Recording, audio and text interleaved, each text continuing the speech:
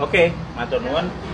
Saya akan coba menerangkan dengan dalam waktu singkat mengenai masalah coronavirus yang sekarang mungkin sedang berjangkit di Indonesia. Sebelum kemana-mana, saya akan coba menerangkan mengenai masalah coronavirusnya sendiri. Coronavirus adalah virus RNA dan ini beramplop. Kalau virus beramplop, kita akan membayangkan itu seperti balon, kemudian ada spike-spike-nya di sana. Nah, spike yang di luar ini terdiri dari lapisan glikoprotein. Lapisan glikoprotein akan sangat mudah hancur oleh pelarut lemak, deterjen, ataupun desinfektan. Jadi coronavirus meskipun dia punya kemampuan untuk menyebar dengan cepat, dia tetap memiliki kelemahan. Kelemahannya apa? Kelemahannya akan sangat mudah hancur oleh pelarut lemak, oleh deterjen, oleh desinfektan. Sehingga jika kita sering cuci tangan, kita sering ngepel lantai dengan desinfektan atau dengan cairan untuk pel, maka virusnya akan hancur dan tidak akan menulari lagi. Nah, kemudian saya akan cerita gimana caranya coronavirus bisa menulari ke manusia. Coronavirus menular ke manusia itu lewat sentuhan dengan material-material yang sudah terjangkit virus pertama, terus kedua pada saat kita berada di keramaian, kemudian ada orang yang mungkin bersin, kemudian kita kena oleh kontak langsung, maka dia akan langsung bisa menulari kita. Tapi sekali lagi kita jangan terburu panik dulu. Kenapa? Karena coronavirus ini tidak seganas seperti yang dibayangkan atau yang ditampilkan oleh media. Kita akan selalu lihat di situ. Sekarang korban coronavirus seluruh dunia ada sekitar di 80.000 sekian penderita. Tapi dari 80.000 itu nanti yang meninggal itu ada sekitar 2.400 yang selalu hanya akan ada di kisaran angka 2-3%. Silakan nanti dilihat di data statistik mengenai seberapa banyak yang orang yang terkena coronavirus dan seberapa banyak yang meninggal. Yang meninggal selalu ada di kisaran antara 2-3%. Berarti sisanya sebanyak 97% itu selamat. Dengan deskripsi lebih detail, yang sakit 53%, sementara sudah ada yang mulai sembuh itu sebanyak 44%. Nanti kita akan cerita kenapa dia bisa sembuh. Jadi begitu coronavirus masuk ke tubuh manusia, maka dia akan menginfeksi sel saluran pernapasan.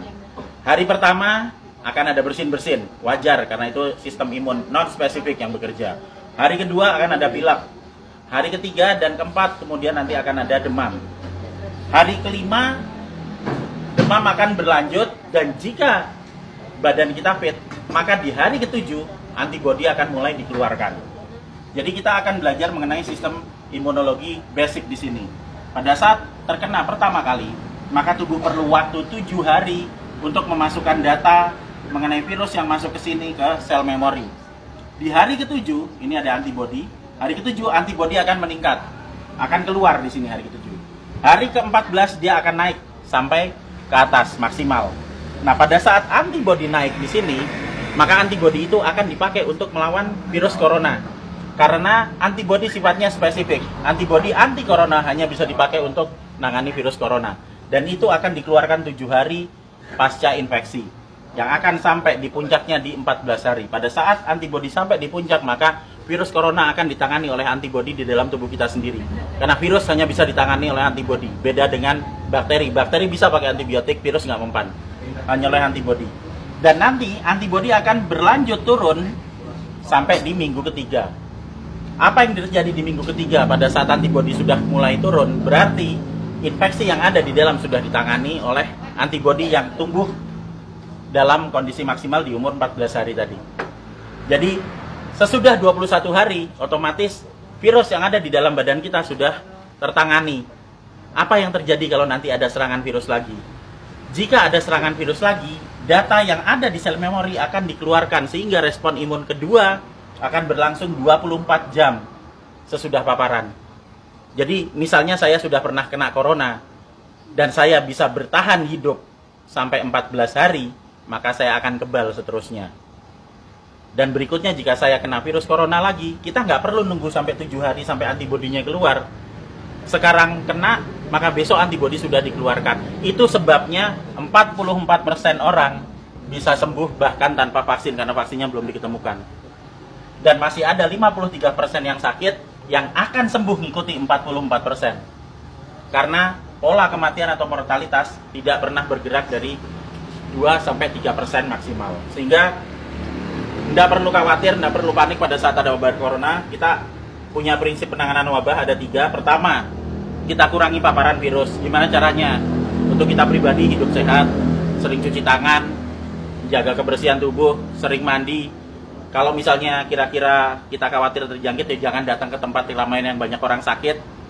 Dan untuk mengurangi paparan virus ke kita. Nah, untuk kitanya sendiri gimana? Kita bisa naikkan antibodi. Gimana caranya? Dengan mengkonsumsi vitamin E atau C, vitamin E plus C setiap hari.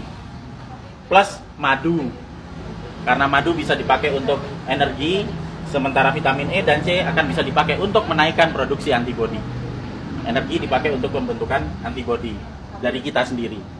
Dan yang terakhir, kalau sakit jangan keluar, di rumah aja. Terus kita beri terapi, kita sembuhkan, makan yang benar, kita melakukan pola hidup sehat, sehingga jika itu nanti sakit atau misalnya katakanlah demam, panas dalam waktu 4-5 hari, itu wajar, nggak usah panik, biasa aja. Kita hanya perlu memberikan vitamin E, C, makan yang cukup, istirahat yang cukup, nanti di hari ketujuh antibodi kita keluar. Itu juga berlaku buat yang sakit. Sehingga sebenarnya kita semua akan bisa menangani wabah coronavirus ini, asal kita bisa tahu basicnya seperti apa, ilmunya seperti apa, dan yang paling terakhir, jangan panik, santai aja, kiamat masih panjang. Jadi ayo kita kerja bareng-bareng, kita tangani bersama-sama, dan gak usah panik. Terima kasih.